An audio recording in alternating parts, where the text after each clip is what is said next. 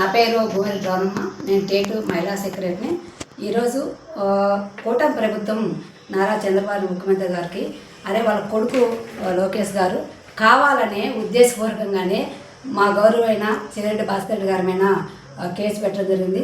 Liquor క్యాంప్లో అసలు ఎటువంటి సంబంధం లేదు ఆయన. ఎందుకంటే ఆయన ఎలక్షన్ అప్పుడు కూడా అందరూ లిక్కర్ పంచుదామంటే కూడా అలాంటి పని మనకొద్దు, నాకు ఇష్టం ఉండదు, అలాంటి నేను ప్రోత్సహించానన్నాడు.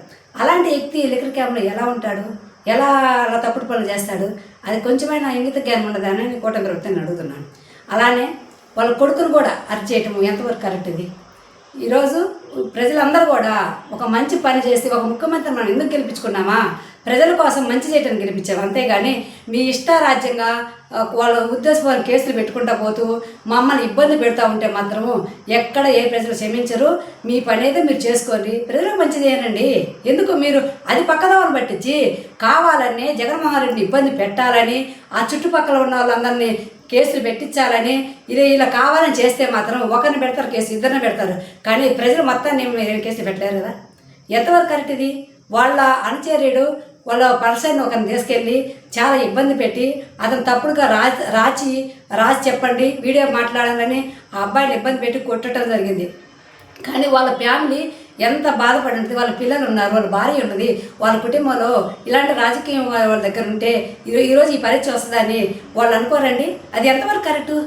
ఆ అబ్బాయి ఎంత బాధపడి ఉంటాడు, ఎంత పెయిన్ వచ్చి ఉంటుంది. అది అసలు వాళ్ళు తెలుస్తుందా?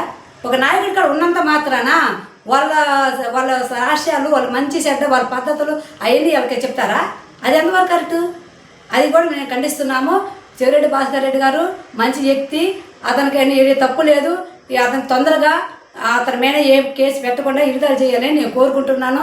అలానే ఇంకొక విషయం కూడా ప్రభుత్వంగా చెప్తున్నాను, మేము ఓర్పుతో, ఎందుకంటే మా నాయకుడు చెప్పిండు మనము ఏదైనా పద్ధతిగా పోవాలి, మనం ఎవరిని ఏమనకూడదు, ఒక ఉద్దేశపూర్వకమైన ఎవరితో నప్పించుకోవద్దు, అందరికి మంచి చేయాలి ఉద్దేశంతో మా నాయకుడు ఎక్కడికి రావటమే జరుగుతుంది. అలా కాదని మీ ఇష్టారాజ్యంగానే కేసులు పెట్టుకుంటా మా ఇష్టము, మేము ఏదైనా చేస్తాము, మాది ఏదైనా జరుగుద్ది, మీరు ఎక్కడికంటే అక్కడ. అతను వ్యాపారస్తుడిగా వ్యాపారం చేసుకొని పోయేటప్పుడు మీరు బెంగళూరులో పోతున్న అతన్ని మీరు అరెస్ట్ చేయాల్సిన అవసరం ఏంది? అతనికి నోటీస్ ఇవ్వాలి. అతనికి ముందు అతనికి వచ్చి వాగ్వాదం పలికారు, మీకు ఇలా వస్తుంది, మేము ఇలా అరెస్ట్ చేస్తున్నామని అతనికి ఇన్ఫర్మేషన్ ఇవ్వకుండానే మీరు వ్యాపారస్తులు ఎక్కడ పోయినా అక్కడ అరెస్ట్ చేయాల్సిన అవసరం ఏంది?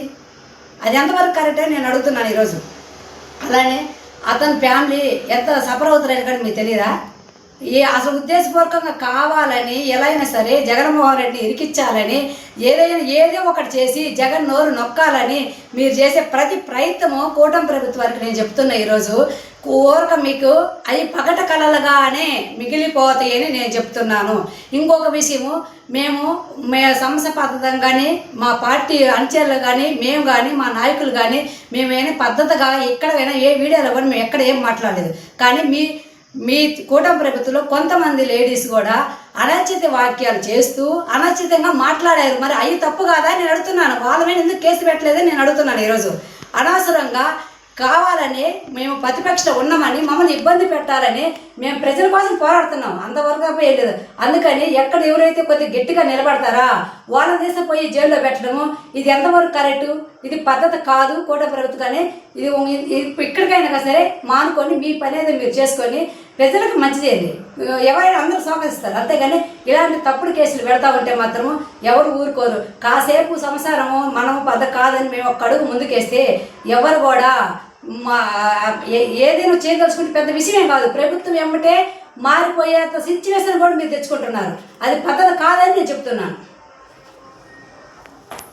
కొన్ని